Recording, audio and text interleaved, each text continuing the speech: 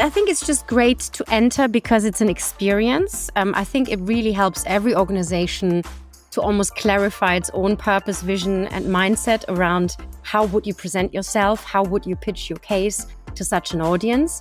And I think it's really important to be very creative around your solution and the type of submissions you deliver.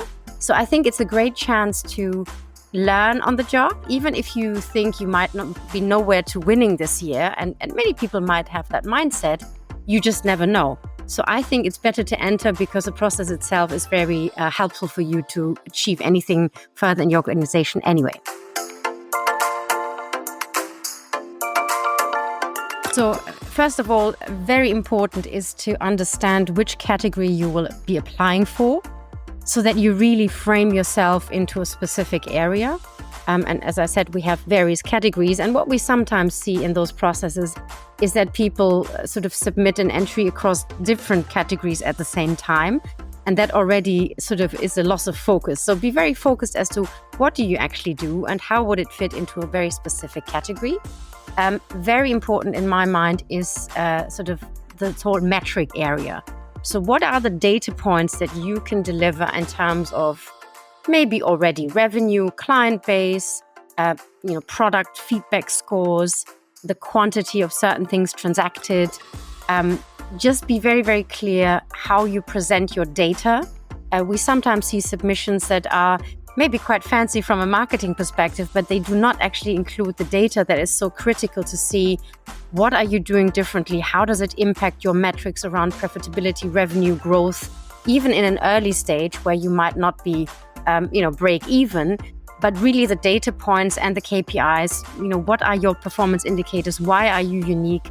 What would you draw out as a unique selling proposition? These points are really, really critical. Having those clear, having your category clear, and having a very clear description of what you're doing, I think then also in addition benefits having maybe a video, something that is easily consumable in terms of quite clearly saying, this is how we are changing the world.